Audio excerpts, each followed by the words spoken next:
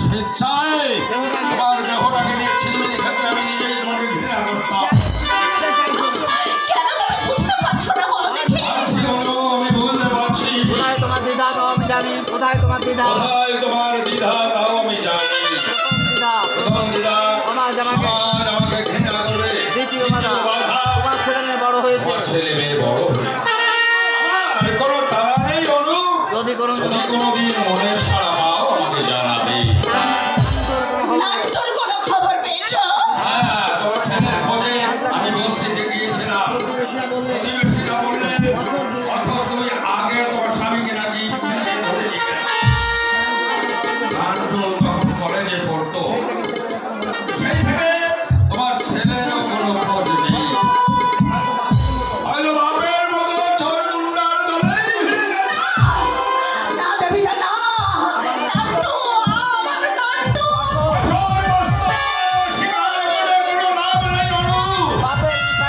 বাপের বিষাক্ত রক্ত ধারা ছেলের নামিত হচ্ছে।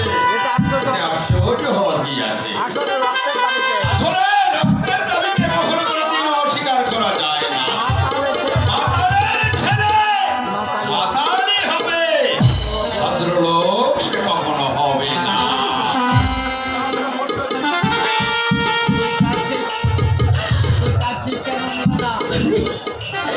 তুই কাঁদছিস কেন অনুরাধা?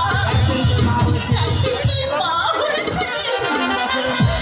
3 বছরের নাট্টু পেটে ছিল নন্দিনী। হঠাৎ ঝড় উঠল, ভেঙে গেল তোর তাজের ঘর। চাপা পড়ে গেল স্নেহ মা বাবার ঘর। অনুরাধা নতুন নাম নিল বিজলি।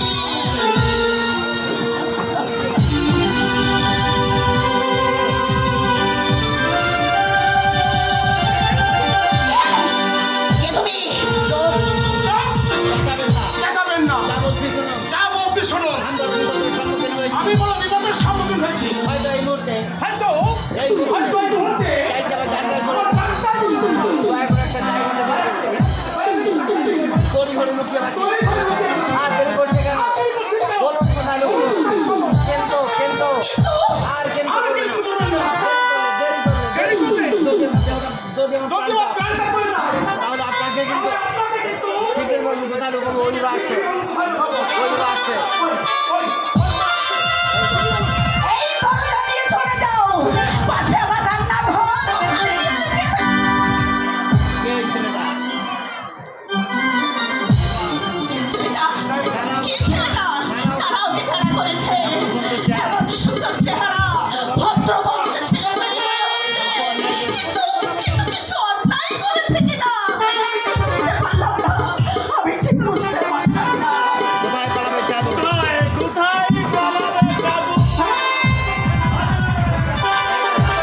এই বাড়িতে কি চাই আপনার? কি চাই আপনার? মার্জনা করবেন। একটু আগে এক বেটা বলতে আপনার বাড়িতে যেতে বাড়িটা আমি করবো। বাড়িটা আমি করবো। মানে সার্চ করবো। আমি